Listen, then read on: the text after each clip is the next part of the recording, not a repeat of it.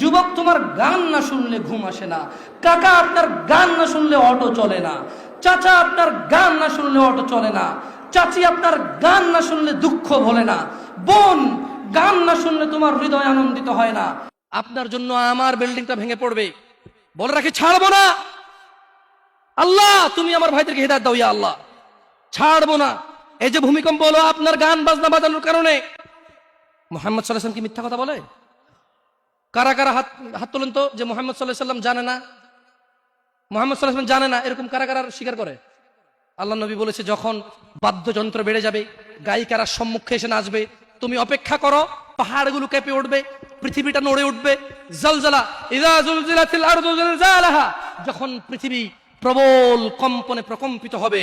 ওয়া খরাজাতিল আরদু আসকালাহা, যখন এই মাটি তার ভিতরে যা আছে একদম লাথি মেরে বের করে দেবে, লাশ হোক আর যাই হোক, মাটি বলবে যে বেরো, বেরো আমার থেকে, বেরো, আমি তোর আর কাউকে রাখবো না।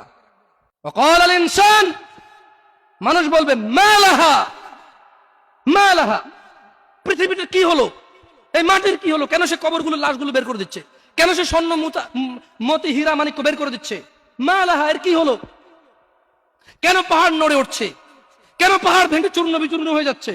মানুষ বলবে মালাহা, পৃথিবীর কি হলো, বিআন্না রাব্বাকা আওহালাহা, পৃথিবী এটা করবে, বিআন্না রাব্বাক, কারণ তোমার প্রতিপালক আওহালাহা, পৃথিবীকে আদেশ করেছে। আপনি গান শোনেন, আমি শুনি না, আপনি গান বাজান, আমি বাজাই না। যখন চিটাগং নড়ে উঠলো ভূমিকম্পে, আপনার বাড়ির সাথে আমার বাড়িটাও নড়ছে। বন্ধ করেন এই জুলুম আমাদের উপর।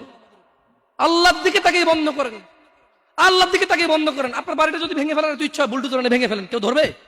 কেউ জিজ্ঞেস করবে আপনাকে? আপনি গান বাজনা শুনে এভাবে পৃথিবীতে বিপর্যয় নিয়ে আসতেছেন। ইত্তাকিল্লাহ হাক্কা তুকাতিহ, আল্লাহকে ভয় করেন যেভাবে ভয় করা উচিত।